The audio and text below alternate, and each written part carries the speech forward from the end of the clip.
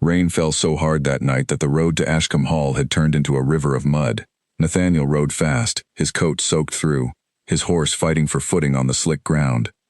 He was not a man who rode out in storms without reason, but tonight something had pulled him from his study, some restless feeling he could not name. Lightning split the sky, and in that flash of white light he saw her. A woman lay near the old stone wall at the edge of his land, her body curled against the cold, her dress torn at the shoulder. He pulled his horse to a stop so hard the animal reared, and he was on the ground before it had fully settled. He knelt beside her, and his breath caught. She was barely conscious, her lips blue, a dark bruise spreading across her cheekbone. "Can you hear me?" he asked, his voice sharp with urgency. Her eyes fluttered open, unfocused, full of fear. She flinched away from him, pressing herself against the wall as if he might be the one who had hurt her. It was that flinch, more than anything, that told him everything he needed to know. Someone had done this to her, and she was still afraid it was not over. "I will not hurt you," he said, lowering his voice, trying to sound like a man who could be trusted, though he knew trust was not something earned in a single moment. "But you cannot stay here. You will die in this cold." She said nothing, her eyes closed again, and her body went limp. He lifted her without hesitation, carrying her to his horse, holding her steady as he rode back toward the hall. She weighed almost nothing in his arms, and that frightened him more than the bruises did. By the time they reached the door, the storm had grown worse, thunder cracking overhead like the sky itself was angry. Mrs. Whitfield was waiting in the entrance hall, drawn there by the sound of hooves on the gravel. She was a woman well past 50, with sharp eyes and a steady manner that had served the household for over 20 years. She took one look at the woman in Nathaniel's arms and did not ask questions. She simply moved. "Bring her to the blue room," she said, already walking. "I will send for Dr. Bennett." Nathaniel carried the stranger up the stairs, laid her gently on the bed, and stepped back to let Mrs. Whitfield work. He stood in the doorway for a long moment, watching the housekeeper strip away the woman's soaked dress sleeve to examine the bruising on her arm. The marks were not new. Some were fresh, dark purple and swollen, but others had faded to yellow and green, layered on top of each other like the woman had been hurt again and again over weeks, maybe months. He turned away, his jaw tight, and went to wait in the hall. Dr. Bennett arrived within the hour, his bag in hand, his coat dripping onto the marble floor. He was led into the blue room and did not come out again for a long while. When he finally did, his face was grim. "She will live," he said quietly. "But whoever did this to her was not gentle. There are old injuries as well as new ones. Ribs that healed wrong. A wrist that was broken and never properly set." He paused, studying Nathaniel's face. "This was not an accident, Your Grace. This was done to her, more than once." Nathaniel said nothing, but something in his chest hardened into resolve. He had built his life on control, on keeping his distance from anything that might unsettle the careful order he had made for himself after his father's death. He did not involve himself in the troubles of strangers. He did not open his home to people he did not know.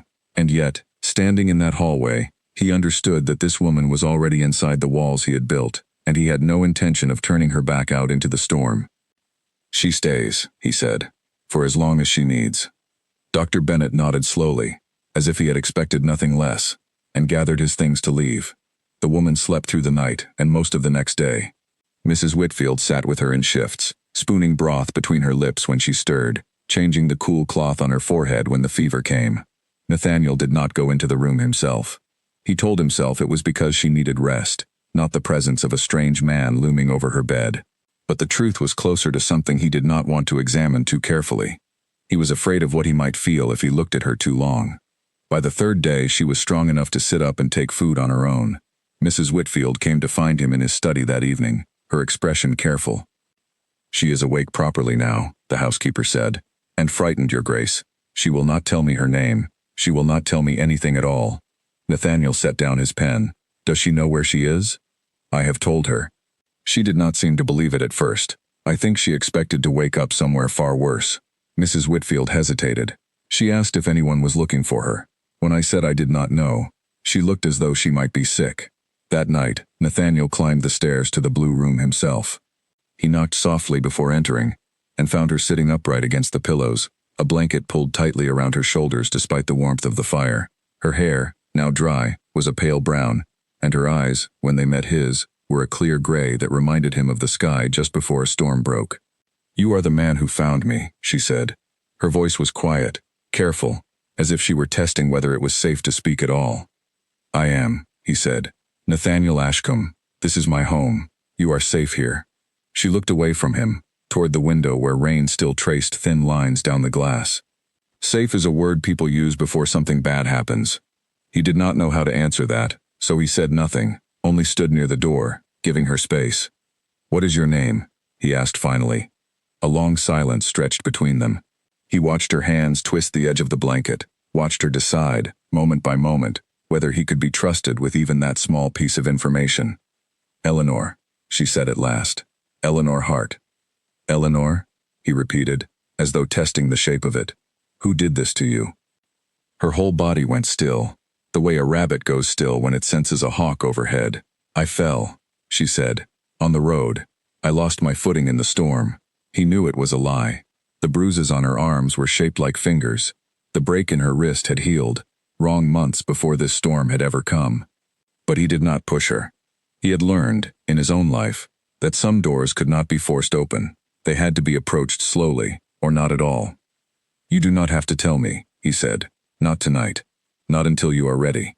But you should know that whoever hurt you does not have to find you here. This house is mine, and no one enters it without my permission." Something shifted in her expression, something that was not quite relief but was close to it. "You do not even know me," she said. "No," he agreed, "but I know what I saw in that field. And I know what kind of man leaves a woman to die in a storm because he could not control his own temper. I will not be the second kind of man who fails you." Her eyes filled with tears she did not let fall. She looked away again, out at the rain, and did not speak for a long time. Nathaniel stayed until her breathing evened into sleep, and then he left quietly, closing the door behind him. Downstairs he found Mrs. Whitfield waiting near the fire in the study, a cup of tea in her hands that had long since gone cold. "She gave her name," Nathaniel said. "Eleanor Hart." Mrs. Whitfield's face changed, just slightly, a flicker of recognition crossing her features before she smoothed it away. "Hart," she repeated. "There was a family by that name 2 counties over.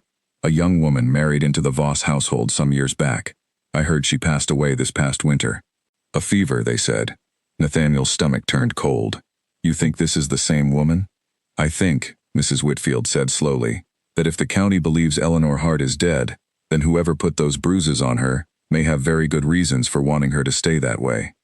The fire cracked and settled in the grate. Outside, the storm had not yet broken, and somewhere beyond the dark fields and the flooded road, a family believed a woman they had buried was still in the ground.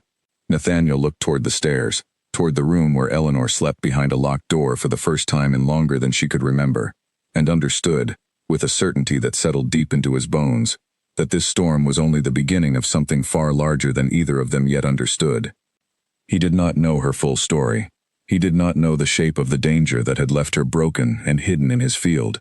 But he knew, standing there in the quiet of his study while the rain beat against the windows, that he was not going to let her go back into it alone. Later that night, he walked the length of the upstairs corridor twice before returning to his own room, unable to settle. He thought of the way her hands had trembled around the edge of the blanket, the way her eyes had searched his face for signs of danger even as she thanked him with her silence. He had met many people in his life who wore fear well hidden beneath good manners and careful smiles. He had never met someone who wore it so plainly, so rawly, as if the fear itself had become a second skin she could not shed. He thought, too, of Mrs. Whitfield's words. A young woman married into the Voss household. A death reported in winter, a fever that had apparently taken her before her time. If that woman and the one sleeping down the hall were truly the same person, then someone had gone to great trouble to make the county believe Eleanor Hart no longer existed. People did not fake such things without reason, and the reasons that came to his mind were none of them good. He resolved, before sleep finally claimed him, that he would learn the truth of it. Not by pressing Eleanor for answers she was not ready to give, but by asking careful questions elsewhere, among people who might know the Voss family and what had truly happened to the young bride they claimed to have lost. He owed her that much, even if she never learned he had done it. A woman left broken in a storm deserved more than pity. She deserved someone willing to find out who had failed her, and to make certain they never had the chance to do it again. The rain finally eased before dawn, leaving the fields outside Ashcombe Hall soft and silvered with mist. Nathaniel stood at his window and watched the light change over the hills, and for the first time in a long while, He felt something other than the quiet, orderly numbness that had governed his days since his father's passing. He felt purpose. And beneath that purpose, quiet and unacknowledged, something that felt dangerously close to hope. 2 days later, a rider came galloping up the drive so fast that Mrs. Whitfield dropped the silver tray she was carrying, the crash echoing through the entrance hall like a gunshot. Nathaniel was at the window before the man had even dismounted, every instinct in him sharpening at once. But it was only Henry, the young man who managed his stables, waving a folded letter and shouting that a stranger had come asking questions in the village. "What kind of questions?" Nathaniel demanded, striding out onto the front steps. "About a woman, Your Grace. Fitting the description of the one you brought in, asking if anyone had seen her pass through, if anyone had taken in a stranger during the storm." Henry's face was pale. He did not give his name, but he had the bearing of a man used to being obeyed. Left this at the inn, said it was for whoever might know something. Nathaniel took the letter and broke the seal. It was addressed to no one in particular, a general notice claiming that a beloved family member had gone missing during a fit of confusion brought on by grief, and that her family was desperate for her safe return. It described Eleanor almost perfectly, down to the color of her eyes, and offered a reward for information leading to her whereabouts.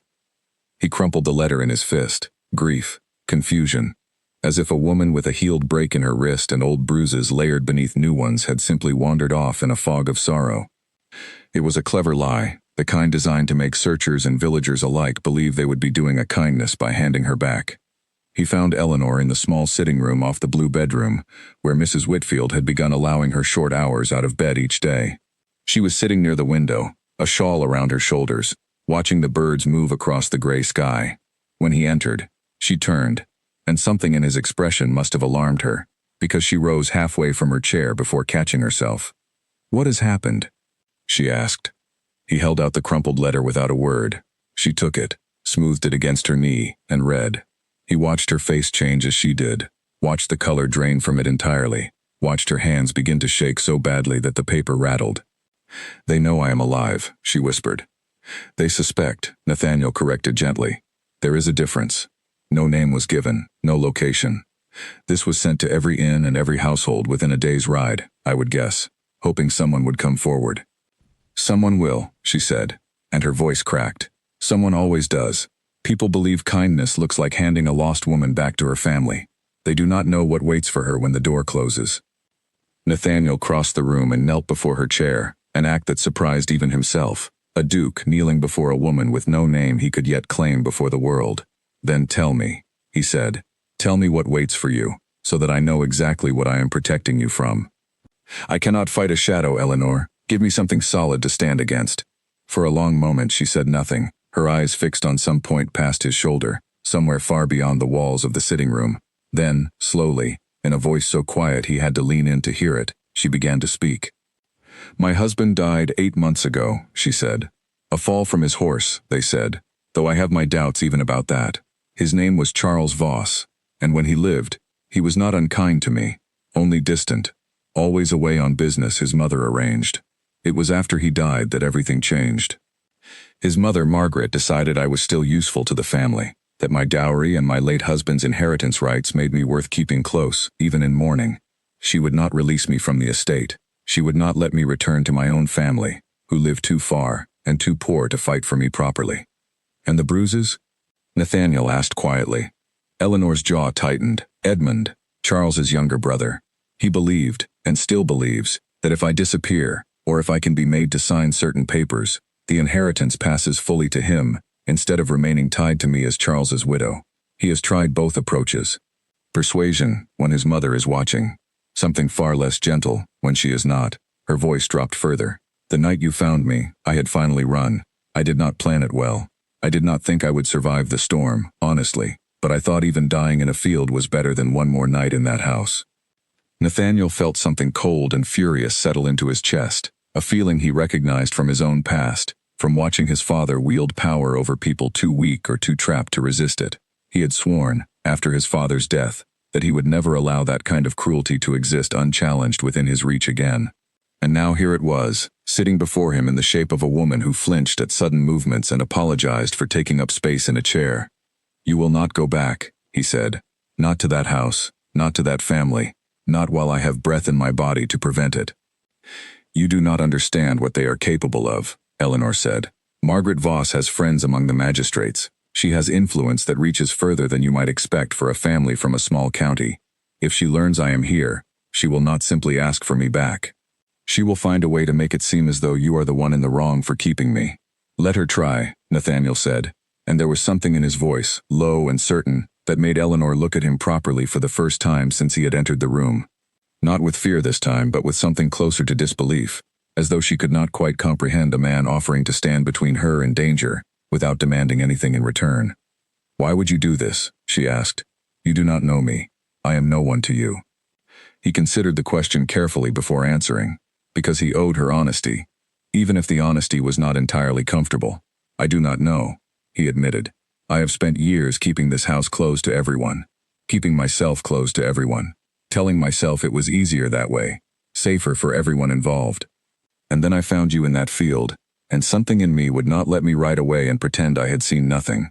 Perhaps it means nothing more than that I am, underneath everything, still the kind of man who cannot watch someone drown without reaching in. But I intend to keep reaching, Eleanor, for as long as it takes. She did not answer him in words. Instead, for the first time since he had carried her in from the storm, she allowed herself to cry, not the quiet, controlled tears he had seen before, but real, shaking sobs that seemed to come from somewhere she had kept locked away for a very long time. Nathaniel did not touch her, did not reach for her, only stayed kneeling beside the chair, a steady presence while she let go of something she had been carrying alone for far too long. When the tears finally slowed, she wiped her face with the edge of the shawl and looked at him with red, exhausted eyes.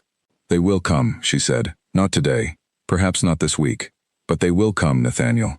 Edmund does not give up easily, and his mother needs the inheritance settled before certain debts come due. When they come, you must understand what you are agreeing to fight. I understand, he said, and I am not afraid of them. Outside, the sky had begun to clear for the first time in days. Pale sunlight breaking weakly through the clouds. It felt to both of them like the smallest possible sign that something might yet turn in their favor. Neither said as much aloud.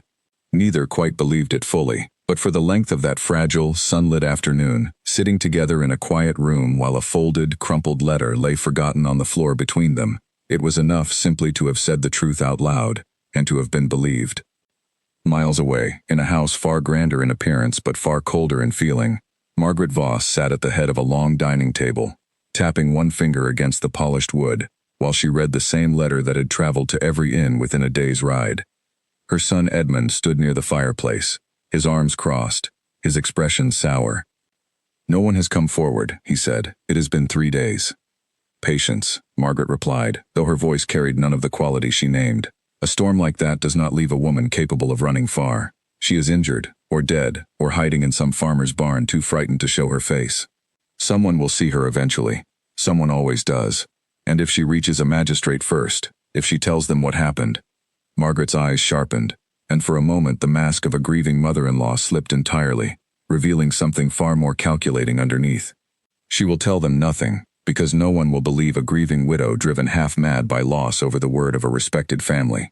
We have already planted that seed carefully, Edmund. Half the county already whispers that poor Eleanor was never quite right in the head after Charles passed. Let her talk. It will only prove the story we have already told. Edmund did not look reassured. He paced the length of the room, his boots striking hard against the floor. I should have handled it more carefully. You should have handled it more quietly, Margaret snapped. A bruise here or there raises no questions. A woman found half dead in a field raises exactly the kind of questions we cannot afford. If she is found, if she is questioned, if a single mark on her body can be traced back to this house, we lose everything. The inheritance, the estate, the standing we have spent years protecting. She stood, smoothing her skirts with the same precise, controlled movements she used for everything, whether comforting a grieving neighbor or delivering a threat. You will find her, Edmund, quietly this time, and you will bring her home before anyone else does. And if she has already told someone? Margaret's smile was thin and without warmth. Then we will simply need to make certain that whoever she told understands the cost of believing her. The fire cracked in the grate, throwing long shadows across the room, and outside, the clouds that had brought the storm to Ashcombe Hall drifted slowly eastward, carrying with them the first cold edge of a danger that had not yet finished gathering. That evening, Nathaniel rode into the village alone, telling no one of his true purpose beyond a vague errand concerning grain prices. He found Constable Reeves at the small stone office near the market square, a heavy-set man with tired eyes and a manner that suggested he had long ago learned which battles were worth fighting, in a county where wealthy families rarely answered to anyone. "Voss," Reeves repeated, when Nathaniel asked carefully worded questions about the family. "Not a name I go looking for trouble with, Your Grace, if I am honest. Old Margaret Voss has friends in high places, and her late husband left behind more debts owed to him than most men leave behind coin. People are careful around that family." "Careful how?" Nathaniel pressed. Reeves lowered his voice, glancing toward the door as though the walls themselves might carry word back to the Voss estate. There were whispers. When young Charles Voss died.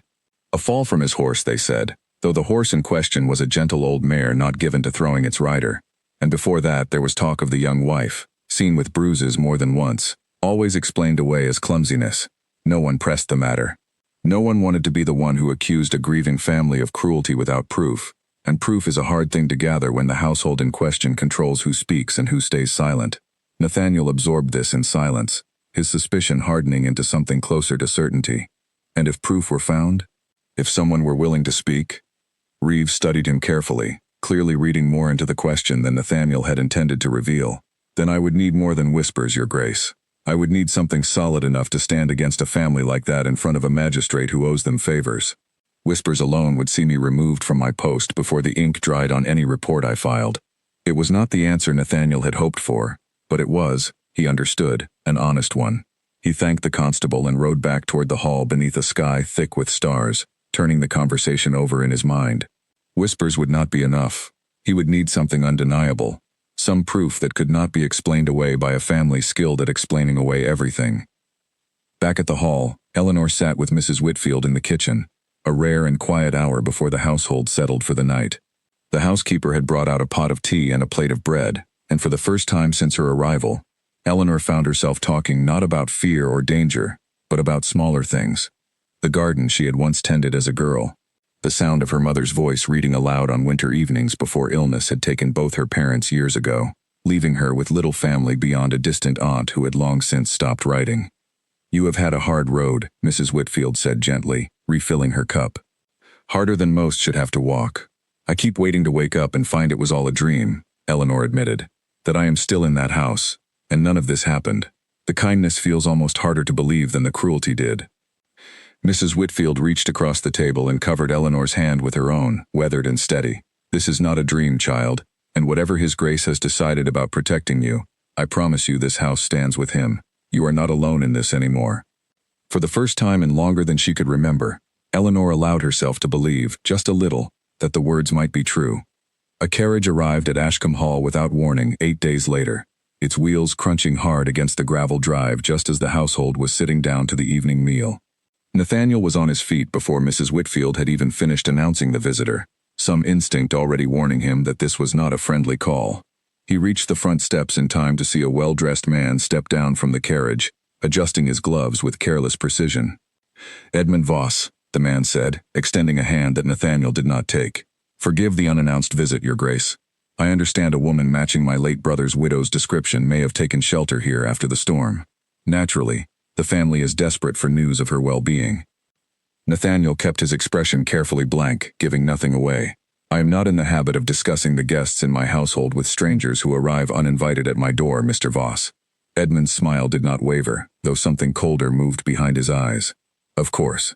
I only wish to see her safely return to her family, who love her dearly, and fear terribly for her state of mind. She has not been well since my brother's passing. Confused, prone to wandering and imagining things that are not true. It would ease everyone's mind greatly to know she is being cared for properly, by people who understand her condition."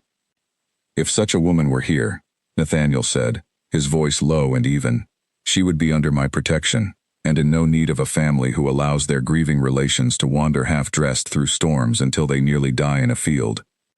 Something flickered across Edmund's face, a crack in the polished concern, there and gone so quickly that only a man watching closely would have caught it.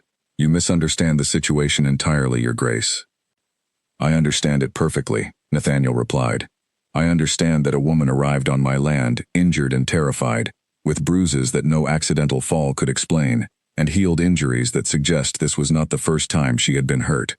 I understand that whoever caused those injuries would very much like her returned to their care before she has the chance to tell anyone the truth of what happened. Edmund's jaw tightened, and for a moment the mask slipped fully away, revealing something sharp and dangerous beneath the polished manners. You have no idea what you are involving yourself in. Then enlighten me, Nathaniel said, stepping closer, using the full advantage of his height and the quiet, unshakable authority that came from a lifetime of never having to raise his voice to be obeyed. Tell me exactly what I am involving myself in, Mr. Voss, because from where I stand it looks very much like a family attempting to reclaim a woman they have terrorized, before the county learns what kind of people they truly are. You will regret this, Edmund said, his voice dropping to something quieter and far more threatening than his earlier pleasantries. My mother has friends who can make your life very difficult, Your Grace. Titles do not protect a man from every kind of trouble. Nor do they frighten me away from doing what is right, Nathaniel answered evenly. You may tell your mother that Eleanor Hart is under my protection, and that any attempt to remove her from this house by force or by trickery will be treated as exactly what it is, a crime, committed against a woman who has already suffered enough at your family's hands. Edmund stood very still for a long moment, his hands curling into fists at his sides before he forced them to relax. When he spoke again, his voice had returned to its earlier false smoothness, though the threat beneath it had not softened at all. This is not finished, Your Grace. I would advise you to consider carefully what you are choosing to protect and what it will cost you. He turned and climbed back into his carriage without waiting for a response, and the vehicle pulled away down the drive far faster than it had arrived, wheels throwing gravel behind it in the fading evening light. Nathaniel stood on the steps until the sound of the carriage had faded entirely, his heart still hammering with the aftermath of controlled fury. When he turned back toward the house, he found Eleanor standing just inside the doorway, one hand pressed against the frame, her face white as bone. You heard, he said quietly. I heard, she confirmed, her voice barely above a whisper. You should not have done that. You do not know what he is capable of. I know exactly what he is capable of, Nathaniel said, coming to stand before her. I saw the proof of it on your body the night I found you. I will not pretend ignorance to keep myself comfortable, Eleanor, not when the cost of that comfort is your safety. She shook her head slowly, tears gathering though she fought to hold them back. He will not simply walk away from this. Edmund does not lose gracefully, and his mother is far more dangerous than he is because she is patient, and she is clever, and she has spent years learning exactly how to destroy anyone who threatens what she wants. Then we will be patient and clever in return, Nathaniel said. But I need you to trust me, Eleanor. I need you to tell me everything, every detail you have been too afraid to say aloud, so that when the time comes we have more than whispers to stand against them. She looked up at him, searching his face for any sign of doubt, any hint that his resolve might waver when tested. She found none. Slowly she nodded. That night, in the quiet of the study with the fire burning low and Mrs. Whitfield keeping watch near the door, Eleanor told him everything. She told him of the early months of her marriage, when Charles had seemed distant but not unkind, more concerned with his mother's approval than with any real affection toward his new wife. She told him how the atmosphere in the house had shifted after Charles began spending more time with Edmund, drawn into business dealings that left him troubled and withdrawn, though he never explained the details to her. She told him about the night Charles had died, how she had been told he fell from his horse on a routine ride, though the details of the accident had never quite made sense to her, how no one had allowed her to see the body before the burial was arranged with unusual haste. She told him about the weeks that followed, when Margaret's grief had curdled quickly into cold calculation, when the woman had made it clear that Eleanor's continued presence in the household depended entirely on her usefulness to the family's finances. She told him about Edmund's visits, at first only unsettling, then increasingly aggressive, always timed for moments when his mother was away and no servants dared interfere. She told him about the papers they had tried to force her to sign, transferring rights and properties she barely understood, and about the night, 3 weeks before the storm, when Edmund's persuasion had turned violent enough that she had begun planning her escape in earnest, hiding small amounts of coin, memorizing the roads, waiting for a night when the household's attention was elsewhere. By the time she finished speaking, the fire had burned down to embers, and her voice had gone hoarse from the telling. Nathaniel had not interrupted once, had only listened, his expression darkening with each new detail, his hands clenched tightly enough that his knuckles had gone white. I am sorry, he said finally, when she fell silent. I am sorry that no one stopped this sooner. I am sorry that you had to survive it alone for as long as you did. You are the first person who has believed me without needing proof, Eleanor said quietly. That matters more than you know. Then let us find the proof together, Nathaniel said. Not to convince me, but to convince a magistrate who will not be so easily swayed by the Voss family's influence. Constable Reeves told me himself that whispers are not enough. We will need something undeniable. Eleanor considered this for a long moment, and then, slowly, a different kind of resolve settled into her features, something that looked almost like the beginning of courage. There are papers, she said. Documents Margaret kept locked away, financial records that showed how deeply in debt the family truly was before Charles died, records that would explain exactly why they needed my inheritance so badly, and exactly what they stood to gain from either controlling me or removing me from the picture entirely. I saw them once, by accident, before I fully understood what I was looking at. If those papers still exist, they could prove motive, at the very least. Then that is where we begin, Nathaniel said. But we will need to be careful, Eleanor. Edmund has already shown us that he will not hesitate to use force. We cannot walk into that house and simply ask for evidence of their own wrongdoing. No, Eleanor agreed, but I know the house. I know where Margaret keeps her private papers, and I know the nights when the staff are given leave to visit their own families, leaving the house nearly empty. She hesitated, and then met his eyes with a steadiness that had not been there when he first found her in the storm. If we are careful, and if we are patient, there may be a way to end this without more violence than has already been done. Nathaniel studied her for a long moment, seeing not the broken, frightened woman he had carried in from the field, but someone slowly rebuilding herself into a person capable of fighting for her own freedom. We will do this together, he said, whatever it takes.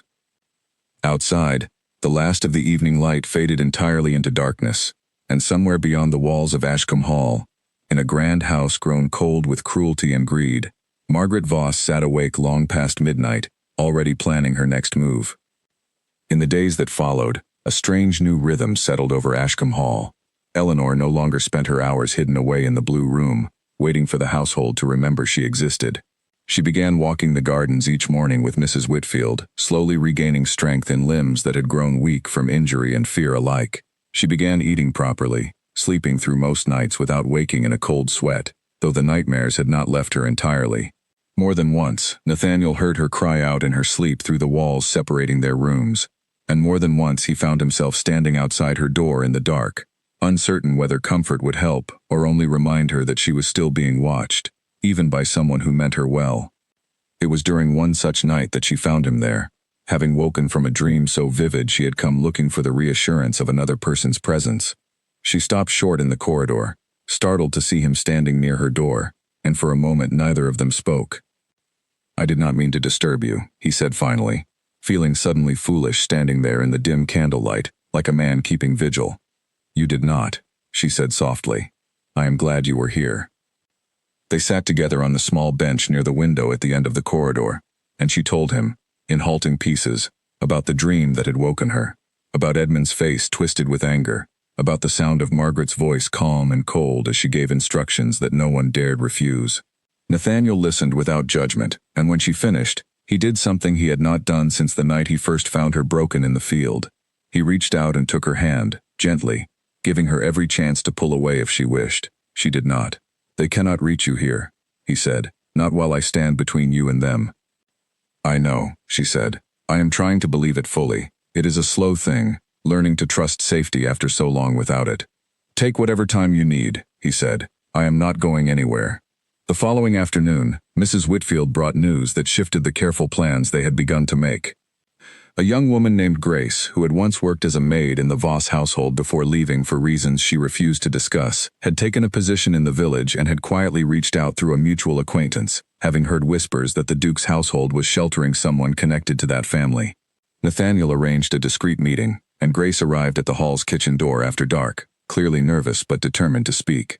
"I worked there 3 years, Grace said, twisting her apron in her hands as she sat at the kitchen table. "I saw things I was told to forget. Mrs. Voss keeps a locked cabinet in the study behind the east wing, papers she guards more closely than anything else in that house. I only saw inside it once, when she forgot to lock it properly and sent me in to fetch a different document. There were ledgers in there, records of debts, letters from men in London demanding payment on obligations I did not understand at the time. I left the position not long after, when I realized the kind of household I had truly been serving. I did not want to know more than I already did." Eleanor, who had been listening quietly from the doorway, stepped forward. "Would you be willing to help us find a way into that room?" Grace hesitated, fear plain on her face. "If Mrs. Voss learned I had helped, I would lose more than my position. That family does not forgive easily." "We would protect you," Nathaniel said. "Whatever it takes. You would not be alone in this, and once the truth is exposed, you would have nothing left to fear from them." Grace considered this for a long moment, glancing between Nathaniel's steady certainty and Eleanor's pleading, exhausted eyes. Finally she nodded slowly. "There is a night each month when most of the staff are given leave to visit their families. The same night Mrs. Voss dines with friends in the next county, and does not return until late. If you mean to enter that house, that would be the safest time." "When is the next such night?" Nathaniel asked. 6 days from now," Grace answered. A heavy silence settled over the kitchen as the weight of the plan took shape, no longer a distant idea, but something with a date and a shape and a very real danger attached to it. Eleanor's hand found the edge of the table, gripping it as though to steady herself against the fear rising in her chest. Nathaniel noticed, and though he said nothing in front of Grace, he resolved privately that he would not let Eleanor walk into that house unprotected, whatever plan they ultimately settled upon. After Grace had gone, slipping back into the darkness with a promise to return with further details, Nathaniel found Eleanor still sitting at the kitchen table, staring at nothing in particular. "You do not have to go yourself," he said gently. "I could send someone in your place. Someone who does not carry the weight of memory that house holds for you." "No," Eleanor said, lifting her chin with a determination that surprised them both. "I need to be the one who does this. I have spent months being afraid, being controlled, being made to feel as though I had no power over my own life. If I am going to reclaim any of that, I need to walk back into that house on my own terms, even if only for one night, and take back something they tried to bury along with the truth." Nathaniel studied her for a long moment, torn between admiration for her courage and fear for what it might cost her. In the end, he said only, "Then we do this together. I will not let you face that house alone." Outside, the moon rose pale and thin over the fields of Ashcombe Hall, and somewhere in the quiet dark, 6 days began counting down toward a night that would decide far more than either of them yet understood. By the third day, whispers had begun to spread through the county faster than anyone at Ashcombe Hall could have anticipated. Nathaniel first heard the rumor from his steward, who reported it with obvious discomfort, unwilling to repeat gossip about his own employer but unable to withhold information that might affect the household's standing. The story, making its way through market stalls and church gatherings alike, claimed that the Duke of Ashcombe had taken in a woman of questionable reputation, a widow driven mad by grief who had fled her grieving family in a fit of confusion, and that his willingness to shelter her, unmarried and unchaperoned in his own home, had raised eyebrows among even his closest acquaintances. "It is Margaret's doing," Eleanor said, when Nathaniel relayed what he had heard. Her hands trembled slightly as she spoke, old fear resurfacing at the familiar shape of the tactic. "This is exactly how she operates. She cannot reach me directly, not without proof of wrongdoing on her part, so she attacks the situation from outside.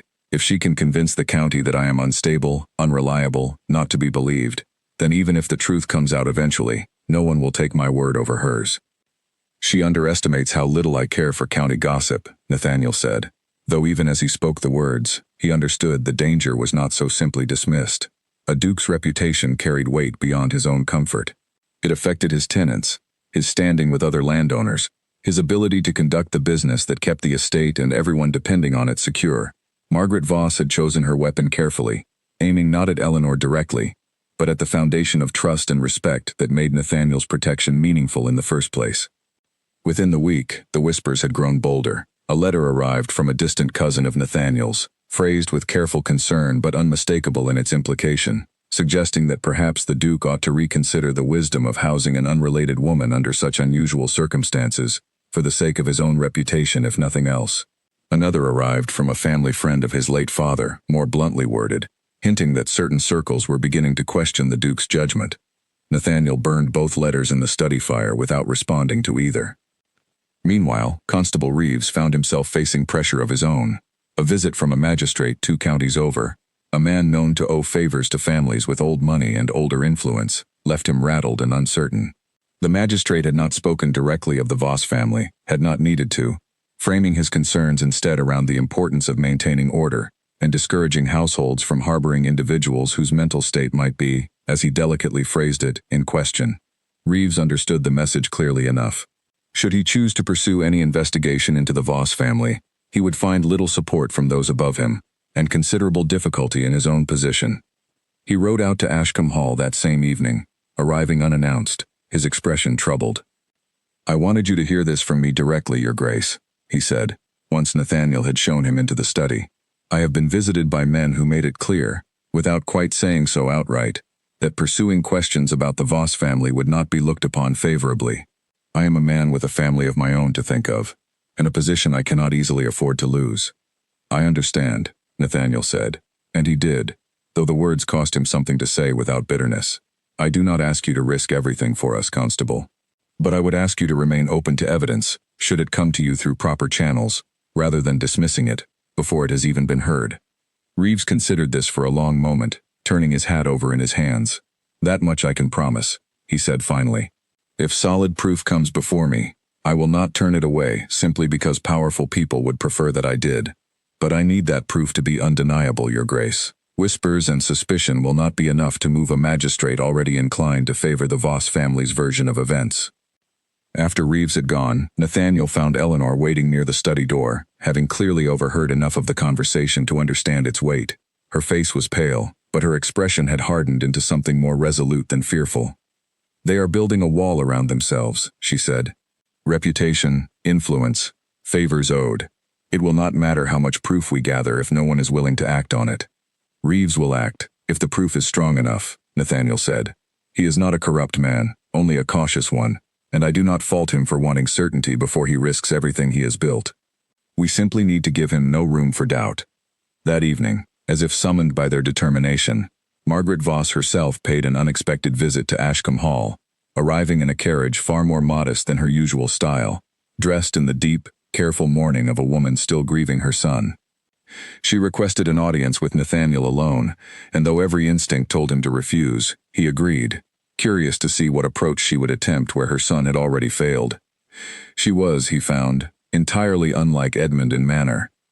Where her son had been sharp and easily provoked, Margaret was soft-spoken, measured, every word chosen with obvious care. She spoke of her grief over Charles's death, of her concern for Eleanor's well-being, of her sincere hope that the young woman might be persuaded to return home where proper care could be provided for what she gently termed her fragile state of mind. "I understand you believe you are protecting her, Your Grace," Margaret said, her voice warm with practiced sympathy. "It speaks well of your character, truly. But you must understand, grief affects the mind in strange ways. Eleanor has not been herself since Charles passed. The stories she may have told you, however sincerely she believes them, are not always grounded in what truly happened. The bruises on her body when I found her were quite grounded in reality," Nathaniel said evenly, "as was the broken wrist that healed improperly some months before that storm. Grief does not cause such injuries, Mrs. Voss." Something flickered behind Margaret's carefully composed expression, gone almost as quickly as it appeared. "Accidents happen in even the most careful households. I would not wish to imply anything untoward about my own son, but grief affects us all differently, and Charles's passing was difficult for everyone under our roof, myself included." She folded her hands neatly in her lap. "I only wish for Eleanor's safe return, and for this unfortunate misunderstanding to be resolved quietly, without further damage to any reputation, hers or your own." "I do not believe you," Nathaniel said simply. "I believe you have come here to gauge how much I know, and how much resolve I have to see this through. I would advise you, Mrs. Voss, to understand that my resolve does not waver, no matter how gently or how coldly it is tested." Margaret's composure held, but only barely, a tightness entering her jaw that betrayed the frustration beneath her calm exterior. "Then I hope, for everyone's sake, that your confidence is not misplaced," she said, rising to leave. "Reputations are fragile things, Your Grace. Even the strongest ones can be undone with the right whispers in the right ears." She left as quietly as she had arrived, and Nathaniel stood alone in the study for a long while afterward, watching her carriage disappear down the drive, aware that the conversation had been less a negotiation than a warning, delivered with all the practiced grace of a woman who had spent years learning exactly how to threaten without ever raising her voice. 6 days had nearly passed. The night Grace had spoken of was almost upon them, and with it, the first real chance to gather proof strong enough to withstand whatever influence Margaret Voss might still command. Preparations for the night ahead consumed the household in quiet, careful ways that outsiders would never have noticed. Mrs. Whitfield arranged for a plain, unmarked carriage to be ready at the edge of the property, away from the main drive where curious eyes might take note of its comings and goings. Henry was tasked with mapping the quickest route to the Voss estate that avoided the main road, one that would keep them hidden from anyone who might recognize the Duke's crest on a passing carriage. Grace sent word through a trusted messenger confirming the household schedule remained unchanged, that Margaret would indeed be dining with friends in the next county on the appointed night, and that most of the staff would be given their promised leave. Eleanor spent the days leading up to the night practicing, in small ways, the courage she would need. She walked the gardens with purpose rather than simply to pass the time, building strength back into legs that had grown weak. She asked Mrs. Whitfield to describe, in detail, the layout of the Voss house as she remembered it from occasional visits in years past, comparing the memory against her own, refreshing details that fear and time had begun to blur. She practiced, quietly and privately, the steadiness of her own hands, knowing that trembling fingers would slow her down at exactly the moment speed mattered most. Nathaniel, for his part, spent long hours in the study reviewing what little proof they already possessed, cross-referencing dates and rumors with what Eleanor and Grace had told him, building a picture in his mind of exactly what they might find, and exactly how it could be used once found. He wrote, though he did not send, a letter to a solicitor in London whose discretion he trusted absolutely, preparing the ground for whatever legal battle might follow once the truth came fully to light. On the evening before the appointed night, Eleanor found him still at his desk long after the rest of the household had retired. Candle burned low, papers spread before him in careful, deliberate order. She lingered in the doorway, watching him work for a long moment before he noticed her presence. "You should be resting," he said, setting down his pen. "Tomorrow will demand everything you have." "I could not sleep," she admitted, stepping into the room. "I keep imagining every way this could go wrong. Margaret returning early, Edmund deciding to stay home instead of wherever he usually spends his evenings. A servant who was not given leave after all. "We have accounted for what we can," Nathaniel said gently. "The rest we will face as it comes. Together." She crossed the room and sat in the chair across from his desk, studying him in the low candlelight. "You did not have to involve yourself this deeply," she said. "You could have simply given me shelter and let the rest remain someone else's problem. Instead, you have made my fight your own, at real cost to your own standing and safety." "I told you once that I could not watch someone drown without reaching in," he said. "That has not changed. If anything, it has only grown stronger the more I have come to understand what you survived, and what kind of courage it takes to face it again, rather than simply hide, and hope it eventually forgets you exist." Eleanor was quiet for a long moment, her eyes bright in the candlelight. "I have not thanked you properly," she said finally. "Not for the shelter, not for believing me, not for standing between me and everything that wanted to break me further. I do not know how a person thanks someone for that." "You do not need to thank me," Nathaniel said quietly. "Simply surviving what comes next and building whatever life you choose after it will be thanks enough." She reached across the desk and took his hand, the way he had once taken hers in the dark corridor, and for a long moment neither of them spoke, the silence between them full of something neither was yet ready to name aloud. Outside, the wind moved gently through the trees surrounding Ashcombe Hall, and somewhere beyond the horizon, the night that would decide so much waited patiently for the dawn to pass and darkness to return once more. Eventually she rose to leave, pausing at the door to look back at him one last time. "Whatever happens tomorrow," she said, "I want you to know that finding me in that field was not a burden placed upon you. It was, I think, the beginning of the first real chance I have had in years to become someone other than a woman, defined entirely by what was done to her. You were always more than that," Nathaniel said. "You simply needed the space to remember it." She smiled then, small and tired but genuine, the first full smile he had seen from her since the night he carried her in from the storm, and something in his chest tightened at the sight of it, a feeling he did not yet have a name for but suspected, quietly, he would not be able to ignore for very much longer. She left him alone with his papers and his candle, and he sat for a long while after, not working, simply watching the flame burn low, turning over in his mind everything the coming days might demand of them both. The unmarked carriage left Ashcombe Hall an hour after darkness fully settled, Nathaniel and Eleanor inside, Henry driving with the reins held tight, and his eyes constantly scanning the road ahead. Eleanor wore a plain dark cloak that Mrs. Whitfield had provided, the hood pulled low over her face, though there was little chance of being recognized on the quiet back roads Henry had chosen with such care. Her hands, clasped tightly in her lap, had not stopped trembling since they departed, though her expression remained fixed with grim determination. "We do not have to do this tonight," Nathaniel said quietly, watching her. "If you are not ready, there will be other chances." "There may not be," Eleanor said, "and I would rather face this fear now, on my own terms, than wait for it to come find me again on theirs." She looked at him in the dim light filtering through the carriage window. "I am ready, Nathaniel. I have never been more certain of anything." The Voss estate came into view just past midnight, a large stone house set back from the road behind iron gates that stood, as Grace had promised, unguarded and unlocked. Henry brought the carriage to a stop in a stand of trees a short distance away, close enough to reach quickly, far enough to avoid notice from the house itself. Grace was waiting for them near the servants' entrance at the rear of the property, a lantern shielded carefully to give only the faintest light. "The house is nearly empty," she whispered as they approached. "Two servants remain, both elderly, both asleep in the far wing by this hour. Mrs. Voss is not expected back before dawn. We have perhaps 3 hours, if fortune favors us."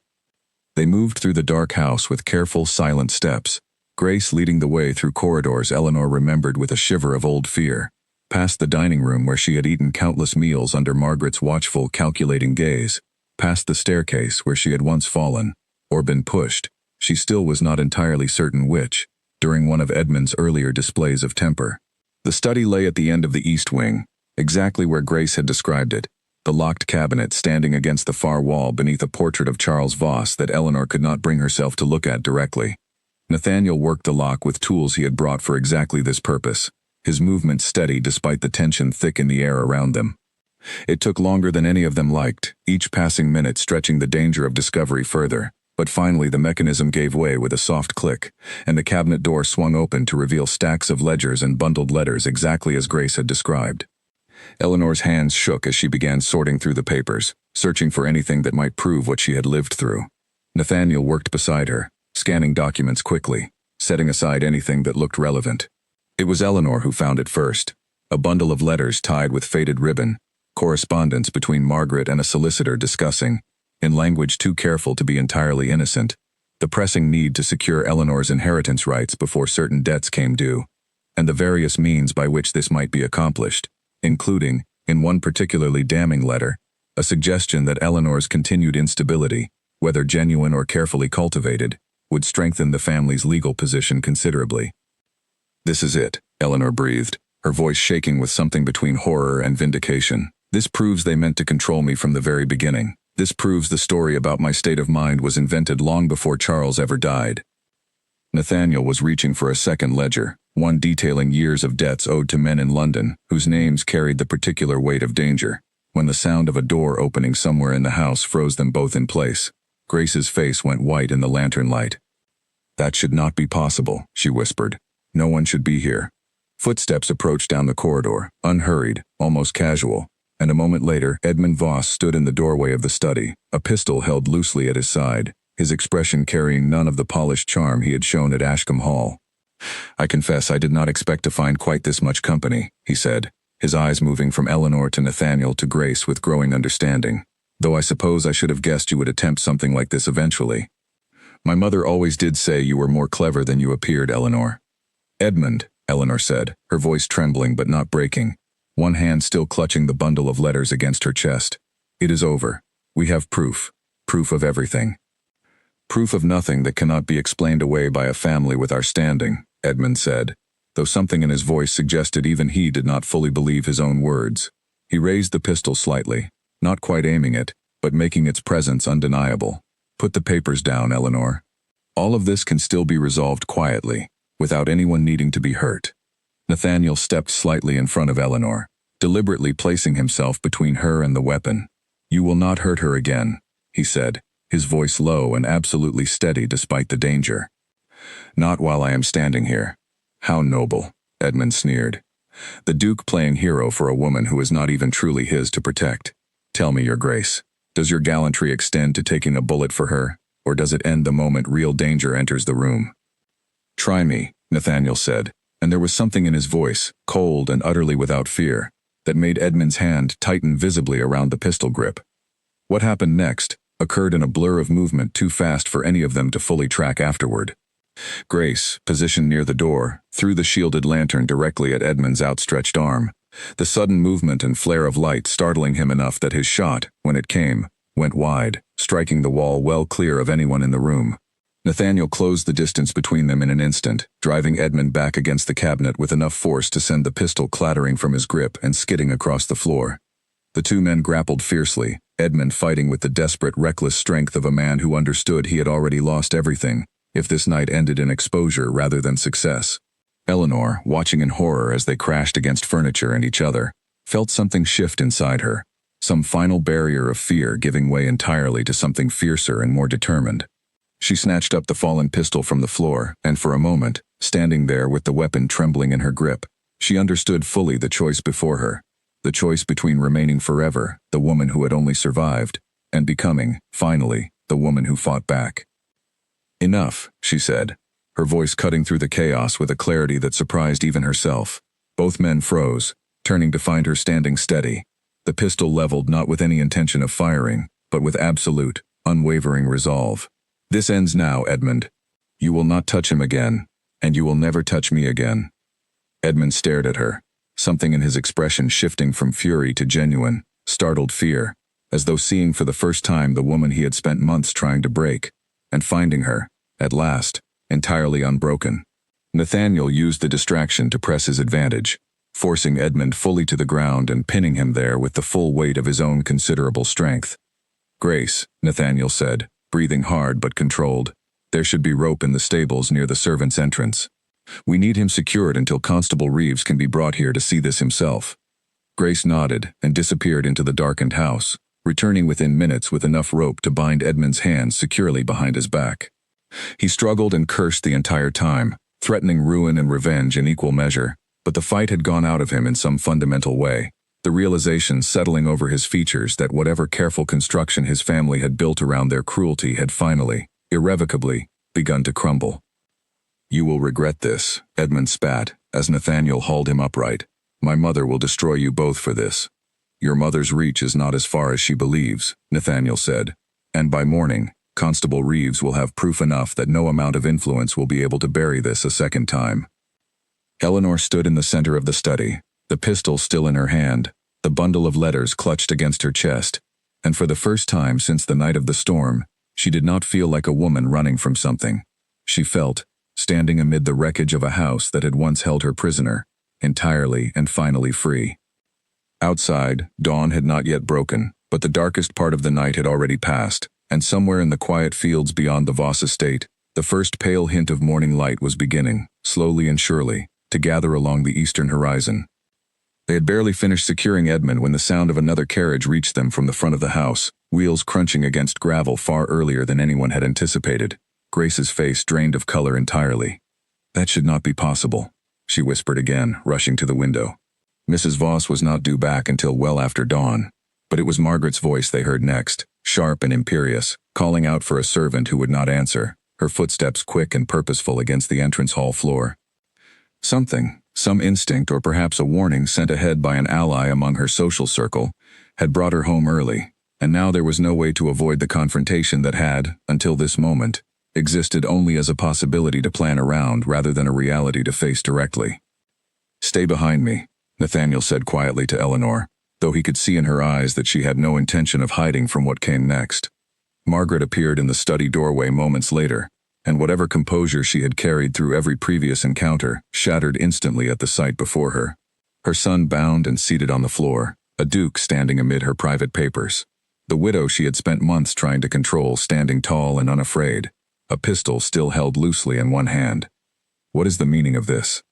Margaret demanded, though her voice carried a tremor that betrayed the calculation already racing behind her eyes, searching desperately for some angle, some story that might yet salvage the situation. "The meaning," Nathaniel said, stepping forward with the bundle of letters in hand, "is that we have found precisely what we came looking for. Correspondence between you and your solicitor discussing the most effective means of securing Eleanor's inheritance, including deliberate efforts to portray her as unstable, long before your son's cruelty ever gave you genuine cause to worry about her state of mind." Margaret's composure cracked further, her eyes darting toward the open cabinet, toward the scattered papers, toward her son's bound hands and furious, defeated expression. "You misunderstand," she began, but the words carried none of their usual conviction. "Whatever you believe you have found, it can be explained. Explain it to Constable Reeves, then, Eleanor said, her voice steady in a way it had never been in this house before, in all the months she had lived within its walls as a prisoner disguised as a grieving widow. Explain to him why your son attacked us tonight with a loaded pistol, when we came only for papers that prove what you have both known all along. That everything done to me was deliberate, calculated, and entirely without conscience. Margaret's eyes moved to her son, to the rope binding his wrists, and something in her expression shifted, the mask of grieving mother-in-law falling away entirely to reveal, for just a moment, the cold and desperate calculation that had governed her every action since Charles's death. Edmund, she said sharply, why did you not simply let them take the papers and leave quietly? This could have been managed. He held a pistol to us, Mother, Edmund snapped from the floor, some petulant, childish fury breaking through his usual careful cruelty. What would you have had me do? I would have had you show restraint, Margaret hissed, before catching herself, aware suddenly of how much her own words had already revealed to the room. She turned back to Nathaniel, attempting one final, desperate reach for control. Your Grace, surely we can discuss terms. My family has resources, connections that could prove valuable to you and your estate. There is no need for this to become a public matter. You misjudge me entirely if you believe I can be bought, Nathaniel said, his voice cold with contempt. Eleanor has suffered enough at your hands and your son's. This ends tonight, Mrs. Voss, one way or another. It was at that moment that the sound of hoofbeats reached them from outside, and moments later, Constable Reeves himself appeared in the study doorway, having been summoned by Henry, who had ridden ahead the moment the confrontation with Edmund began, understanding instinctively that they would need the law's presence before the night was through.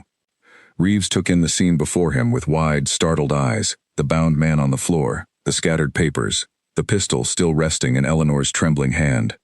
I received word something was happening here, Reeves said carefully, his gaze moving between the faces in the room, clearly trying to assess the situation before committing to any course of action.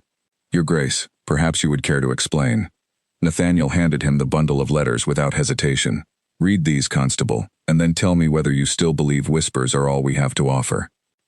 Reeves read through the correspondence slowly, his expression darkening further with each page, and when he finally looked up, whatever hesitation had governed his earlier caution had visibly hardened into resolve. This is enough, he said quietly. More than enough. I will need statements from everyone present, and I will need to take Mr. Voss into custody immediately, pending a full investigation.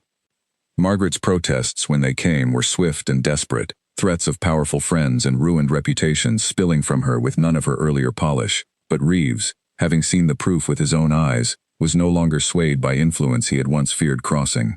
He placed both Edmund and, after a long moment of visible deliberation, Margaret herself under formal questioning, his manner firm in a way it had never been during their earlier conversation at his office. By the time the sun had fully risen over the fields surrounding the Voss estate, the household that had held Eleanor prisoner for so many months stood exposed and unraveling, its careful facade of grieving respectability stripped away entirely in the cold light of morning. Eleanor stood in the front drive, watching as Edmund was led toward a waiting cart, his earlier bravado replaced entirely by sullen, defeated silence, and felt, for the first time in longer than she could remember, the true and complete weight of freedom settling over her. Nathaniel came to stand beside her, his coat torn at the shoulder from the earlier struggle, his knuckles bruised, but his expression, when she looked at him, full of quiet, steady relief. It is done, he said softly, or nearly so. There will be more to face, statements and questions, and likely a difficult stretch of legal proceedings ahead, but the worst of it, I think, is finally behind you. Eleanor looked out over the estate that had once been her prison, at the pale morning light spreading slowly across fields she had once believed she would never leave, and allowed herself, for the first time, to imagine a future unshadowed by fear. Behind us, she corrected gently, and Nathaniel, turning to look at her fully, found he could not disagree. News of the Voss family's arrest spread through the county faster than any of the whispers Margaret had once orchestrated against Eleanor's own reputation. Within days, the same neighbors who had questioned the Duke's judgment in sheltering an unmarried woman began instead to speak of Nathaniel's courage in exposing a household that had, it emerged upon investigation, wronged more than one person over the years. Servants who had once been too frightened to speak came forward with their own accounts, small cruelties and larger ones, patterns of behavior that painted a picture of the Voss family far darker than even Eleanor had fully understood while living within its walls. Dr. Bennett was called upon to examine records of Charles Voss's death, and though the passage of time made certainty impossible, His findings raised enough doubt about the official account of a simple riding accident that Constable Reeves reopened the matter formally, adding weight to charges already mounting against both Edmund and Margaret. The magistrate who had once discouraged investigation into the family, faced now with undeniable evidence and a public increasingly unwilling to look away, found himself with little choice but to proceed according to the law, rather than according to old favors owed.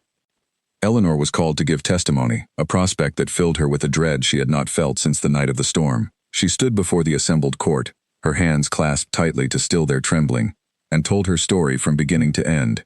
Every detail she had once been too afraid to speak aloud, now offered plainly and without apology. Nathaniel sat in the gallery throughout, his presence a steady anchor she found herself returning to with her eyes whenever her voice threatened to falter. She did not falter for long.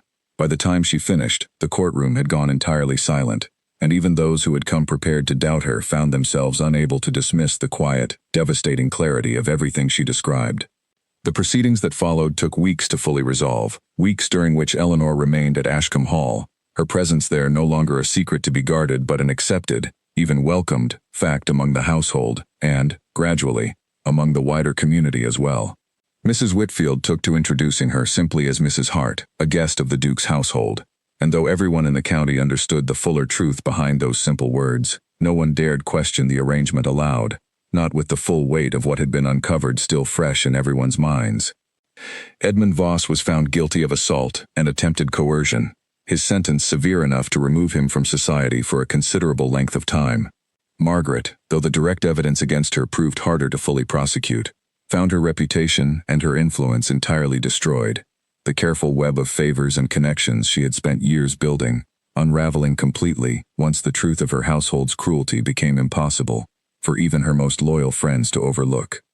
She retreated from public life entirely. The grand house that had once symbolized her family's standing left to fall gradually into disrepair, as the fortune that had sustained it dwindled under the weight of debts finally called due. For Eleanor, the end of the legal proceedings brought a quiet she had not experienced in longer than she could remember. She woke each morning without the immediate, instinctive fear that had governed her waking moments for so many months, and found herself, gradually, rediscovering pieces of herself that had been buried beneath survival for far too long. She took up embroidery again, a skill she had loved as a girl and abandoned entirely during her marriage. She spent long afternoons in the gardens with Mrs. Whitfield, learning the names of flowers and the rhythms of the seasons in a way that felt, for the first time, like building a life rather than simply enduring one. Nathaniel watched this transformation with a quiet joy he had not expected to feel, and found himself, more and more often, seeking out her company not from any sense of obligation or protection, but simply because he wanted to be near her. They walked the grounds together in the evenings, talking of small things and large ones alike, her laughter, rare at first, growing more frequent as the weeks passed, until it became one of his favorite sounds in the entire world. It was on one such evening, as autumn began to color the leaves along the estate's long avenue of trees, that Eleanor turned to him with a question she had clearly been considering for some time. "What happens now?" she asked. "The trial is over. Edmund is gone. Margaret's power is broken. I am free, truly free, for the first time in years. But I find myself uncertain what freedom is meant to look like, after so long spent simply surviving." Nathaniel considered the question carefully before answering, understanding the weight behind it. "Freedom looks like whatever you choose to build with it," he said. "You are not obligated to remain here. If you wish to seek out a different life elsewhere, I would understand, and I would ensure you had everything you needed to do so safely and comfortably." "And if I do not wish to leave?" she asked quietly. He turned to look at her fully, something hopeful and uncertain moving behind his usually composed expression. "Then I would be glad, more glad than I know how to properly express, to have you remain. Not out of obligation, and certainly not out of fear, but because these past months have taught me that this house feels different with you in it, warmer, more like a home than it has felt since before my father's passing." Eleanor's eyes filled with tears, though for once they carried no trace of old sorrow, only something bright and new. "I have spent so long being defined by fear," she said, "by what was done to me, by what I survived. I am not entirely certain who I am, beneath all of that." "Then take whatever time you need to find out," Nathaniel said gently. "I am not asking for an answer tonight, or even this year. I am only telling you that whatever you discover, whoever you become, I would very much like to be there to see it, if you will allow me that." She reached for his hand then, the same way she had once reached for it across his study desk, only this time there was no fear in the gesture, no hesitation born of old wounds not yet healed. "I think," she said slowly, "that I already know some of who I am becoming. Someone who is no longer afraid to hope. Someone who has found, in the most unexpected of storms, a place that finally feels safe enough to call home." They stood together beneath the changing leaves, the last light of evening settling gold and warm across the fields of Ashcombe Hall, and neither of them spoke again for a long while, content simply to stand together in a silence that no longer held any trace of fear.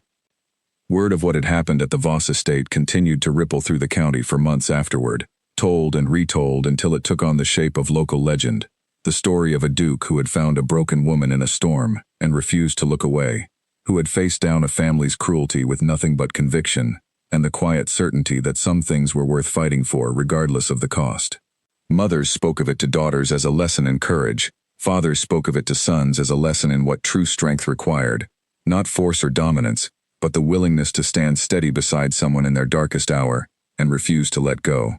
Grace, whose courage on the night of the confrontation had proven as vital as anyone's, found herself offered a permanent position within the Ashcombe household at Eleanor's insistence, a role far more secure and respected than the one she had fled from the Voss estate years before.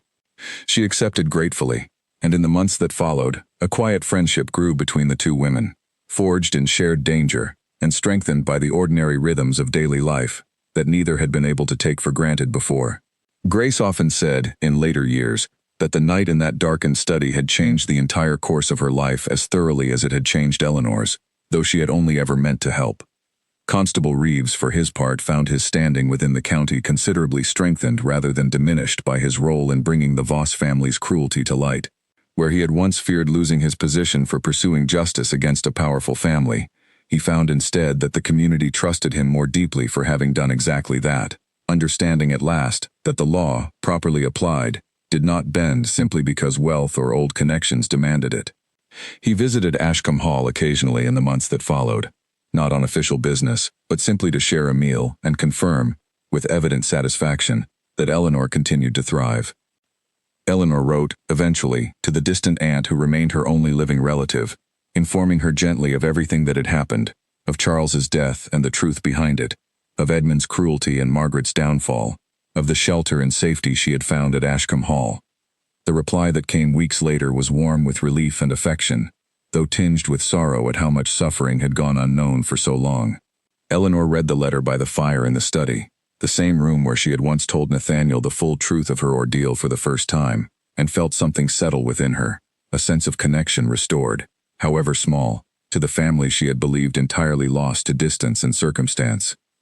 As autumn deepened toward winter, Nathaniel took to walking with Eleanor each evening regardless of the weather, wrapped warmly against the growing cold, their conversations ranging from small domestic matters to larger questions about the future neither had dared consider fully in the earlier, more dangerous months of their acquaintance. He spoke, on one such walk, of improvements he wished to make to the estate's tenant cottages, and found Eleanor offering thoughtful, practical suggestions drawn from her own understanding of what genuine care for a household required. Understanding that came, he realized, not despite her suffering but woven inextricably through it, a hard-won wisdom about what safety and kindness truly looked like when offered without condition. She began, slowly, to take on small responsibilities within the household, not out of obligation but out of genuine interest, reviewing accounts alongside Mrs. Whitfield, offering opinions on matters of the estate that Nathaniel found himself valuing more with each passing week.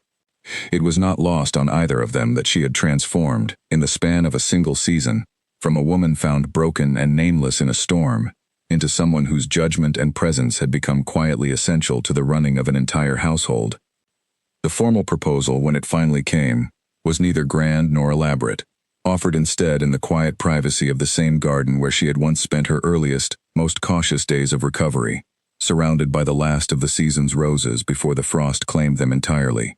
Nathaniel spoke plainly, without the practiced eloquence expected of a man in his position, telling her simply that he could no longer imagine the shape of his own future without her firmly within it, that whatever life she chose to build, he wished more than anything to build it alongside her, not as her protector, for she had proven beyond any doubt that she required no one to shield her from the world, but as her equal and her partner in whatever came next.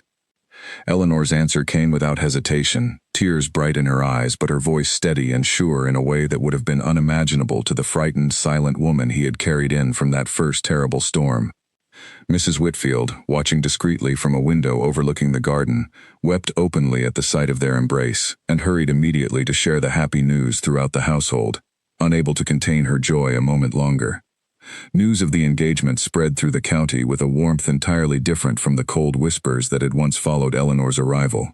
Neighbors who had questioned the Duke's judgment now spoke instead of the quiet romance that had bloomed from tragedy, of a Duke who had chosen love and courage over convention, and a widow who had rebuilt her entire life from the wreckage of cruelty into something genuinely worth celebrating. Invitations to share in their happiness arrived from families who had once kept a cautious distance, and Eleanor found herself, for the first time in years, welcomed fully and warmly into a community, rather than merely tolerated within one.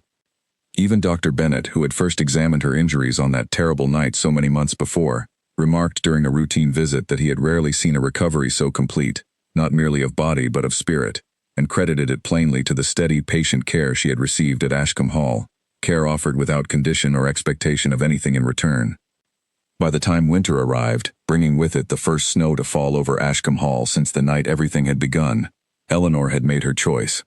She stood at the same window where Nathaniel had once found her, staring out at rain and fear, watching now as snow fell soft and silent over the grounds, and felt, for the first time in her entire life, that the place she was watching from was truly, wholly, unshakably her home. Nathaniel found her there, as he often did in quiet moments, and came to stand beside her, watching the snow with her in comfortable silence. "You are smiling," he observed softly. "I am happy," she said, and the simplicity of the words carried more weight than any grand declaration could have managed. "I did not know, for a long time, if I would ever be able to say that honestly again." He reached for her hand, and this time, when their fingers intertwined, there was nothing tentative about the gesture, nothing uncertain. It was the touch of two people who had walked through fire together, and emerged not merely surviving, but building something new from the ashes of everything that had come before.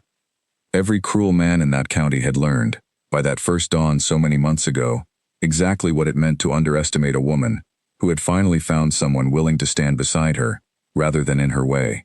And every person who heard the story afterward understood, in their own quiet way, that courage rarely arrives alone.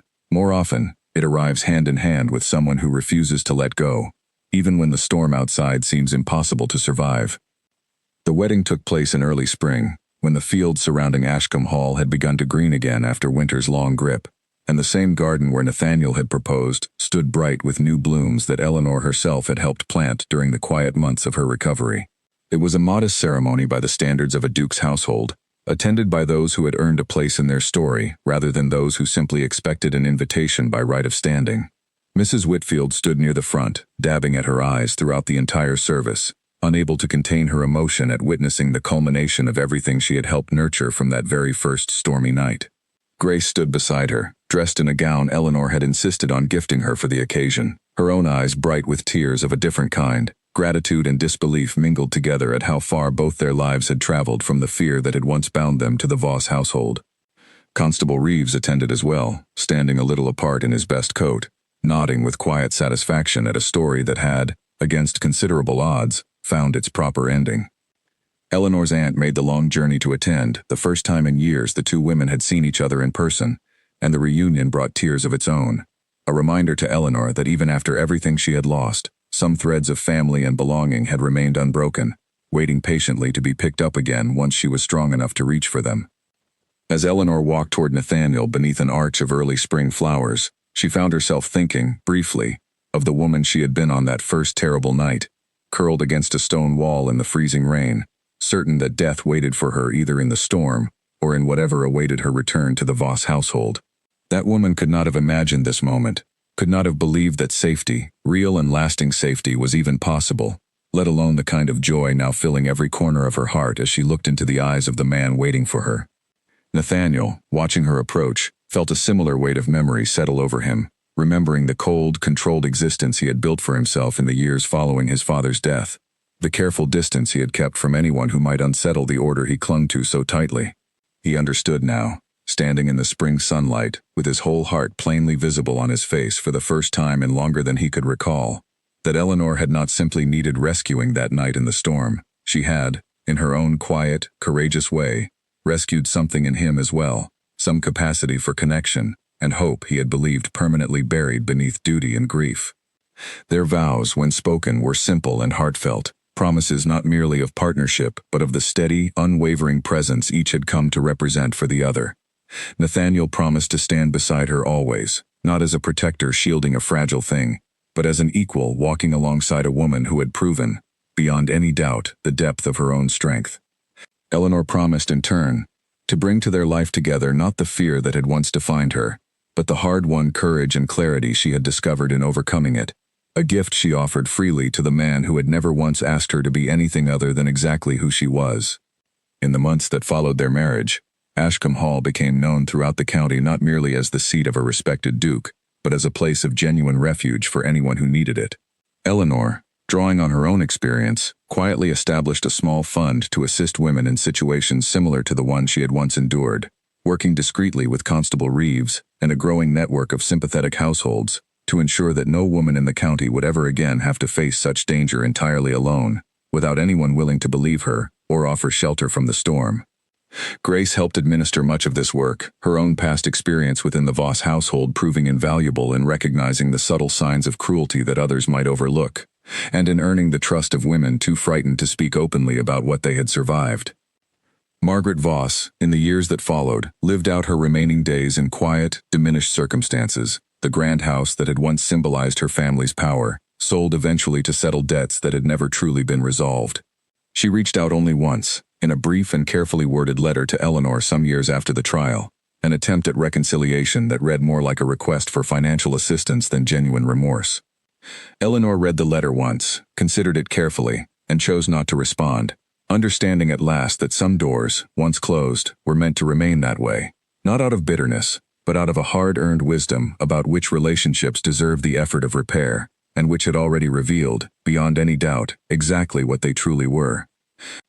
Edmund served the full length of his sentence and emerged from it a changed man in some respects, humbled by years of consequence he had never expected to face, though he never attempted to contact Eleanor or Nathaniel again, understanding perhaps better than his mother ever had that some reckonings, once faced, left no path back to the life that had come before them. Eleanor and Nathaniel's own household grew in the years that followed, filled gradually with the sounds of children's laughter echoing through corridors that had once known only cold, careful silence during Nathaniel's solitary years before the storm that changed everything. Eleanor made certain, in raising her own family, that every child within Ashcombe Hall grew up understanding two lessons above all others: that cruelty, wherever it was found, deserved to be named and confronted rather than hidden away out of fear or false loyalty, and that courage, real courage, was rarely a matter of never being afraid, but of choosing, again and again, to stand firm regardless of the fear. On quiet evenings, long after the events that had once defined their lives had faded into memory softened by time and healing, Nathaniel and Eleanor would sometimes walk together to the edge of the property, to the very spot near the old stone wall where he had first found her broken and freezing in the storm's fury. They rarely spoke of it directly anymore, the pain of that memory long since transformed into something closer to reverence for how far they had both traveled since.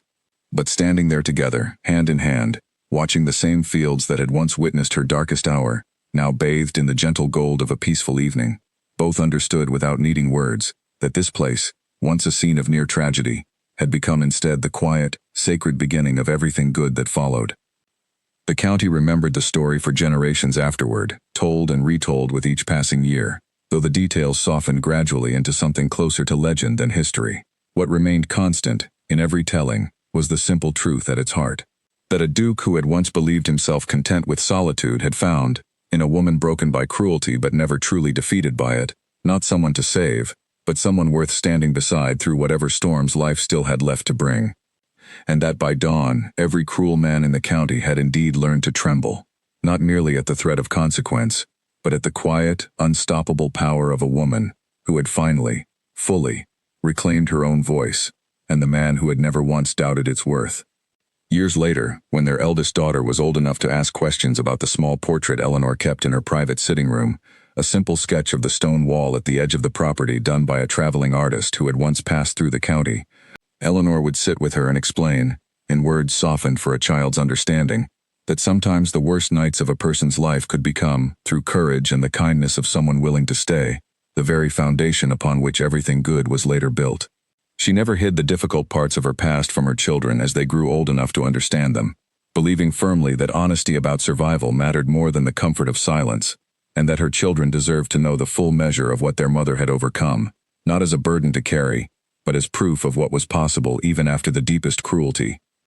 Grace eventually married a tenant farmer from the estate, and Eleanor stood proudly beside her on that day, just as Grace had once stood beside her during the most dangerous night of her life. The friendship between the two women only deepened with the passing years, built on a foundation few could claim, having faced real danger together and emerged from it bound by something stronger than mere circumstance. Mrs. Whitfield remained at Ashcombe Hall well into her later years, eventually passing the running of the household to a younger staff she herself had trained, though she never fully relinquished her habit of checking in on Eleanor each morning, a quiet ritual that had begun on that very first night in the Blue Room, and never quite faded, even long after any need for it had passed. Eleanor cherished those mornings deeply, understanding that the older woman's steady, unglamorous kindness had been just as vital to her survival and recovery as any of the more dramatic events that followed. Constable Reeves rose eventually to a position of greater responsibility within the county, remembered by many as the lawman who had refused to let power and influence stand in the way of justice, a reputation he wore with quiet pride rather than any desire for recognition. He and Nathaniel remained friends for the rest of their lives, bound together by a shared understanding of what that single night had cost and what it had ultimately made possible. As for the old stone wall itself, Nathaniel eventually had a small bench placed there, simple and unadorned, a quiet spot where anyone on the estate might sit and rest during their walks across the grounds. Few who used it ever knew its full significance, but Eleanor and Nathaniel visited it often throughout their long life together, especially in the quiet hours near dusk, when the light fell soft and golden across the fields exactly as it had on so many evenings since that first terrible storm. Their story, passed down through the county for generations, became something more than mere gossip or scandal eventually resolved. It became, for many who heard it, a quiet reminder that even in the darkest storms, when everything seems lost and every door appears closed, there remains the possibility of someone willing to stop, to kneel down in the mud and the rain, and to ask, with genuine care rather than idle curiosity, who hurt you, and to mean, with everything in them, whatever it took to make certain it never happened again.